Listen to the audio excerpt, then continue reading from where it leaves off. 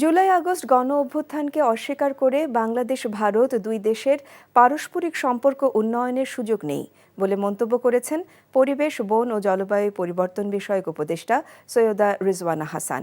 রাজনৈতিক কারণে সম্প্রতি দুই দেশের সম্পর্কে যে মেঘ জমেছিল তা সরাতে প্রক্রিয়া শুরু হয়েছে বলেও জানান তিনি। নির্বাচিত সরকারি প্রয়োজনীয় সংস্কার কার্যক্রম এগিয়ে নেবে রাজনৈতিক দলের এমন অবস্থান বিষয়ে পরিবেশ উপদেষ্টা পাল্টা প্রশ্ন ছুড়ে দেন, গত ৫৩ বছরে রাজনৈতিক দলগুলো কী করেছিল। আরাফাত ইসলামের রিপোর্ট।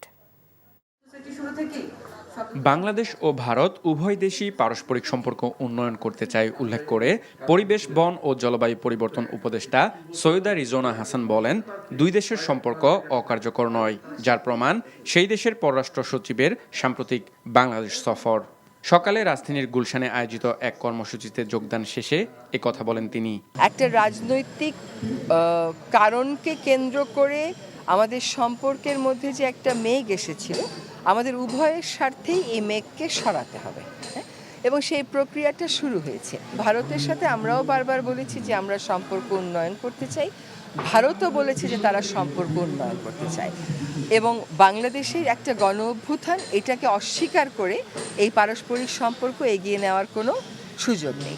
অন্তর্বর্তী সরকারের অন্যতম বড় প্রাধান্য নির্বাচন উল্লেখ করে রাজনৈতিক দলগুলোর উদ্দেশ্যে তিনি বলেন, নির্বাচন কত দূর এটা আমাদের সময়ের কথা যদি জিজ্ঞেস করেন, আমাদের মাননীয় প্রধান উপদেষ্টা নিজেই আপনাদেরকে জানাবেন। রাজনৈতিক দলেরা যে কথা বলছে যে তারা ছাড়া সমস্যার সমাধান করা সম্ভব না, তারা তাহলে ৫৩ বছর সমস্যার সমাধান করে নাই কেন? Would you please answer? কেন আজকে আমাদেরকে দায়িত্ব নিতে হলো? Would you please answer?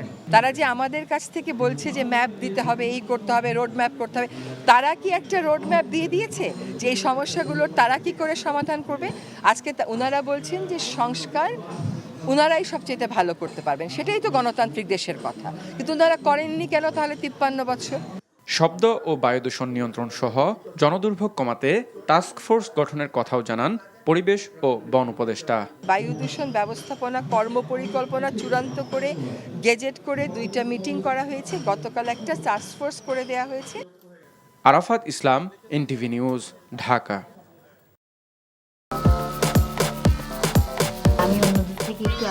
আপনারে আমার অনেক পছন্দ, মানে আমি তোমার ছাড়া কাউরে কোনোদিন ভালোবাসি নাই। এই পুকুরটা তোমাকে লিজ নেওয়ার ব্যবস্থা করে দেব। ও দুলে চাকরিটা খাই দাও যায় না। আমি যদি সুরজ মিয়ার সাইকেলের সামনে বসা ঘুরা বেড়াই, তোমার কেমন লাগবে কৌতো? তুমি তোমার স্বামীর নিয়ে এত আহ্লাদ করতেছো, আর ওইদিকে বলে আমার সকাল হয় না, রাইতের আন্ধার হয়। এক রিকশায় গা সিপকায় বইসা হাসতে হাসতে কই জানা যাইতেছে। দুনিয়ার এত মানুষ রাইখা এই বেডি তোমার মধ্যে কি পাইছে কৌতো? আর তোমার চোখে? আমি শুধু তোমারে চাই।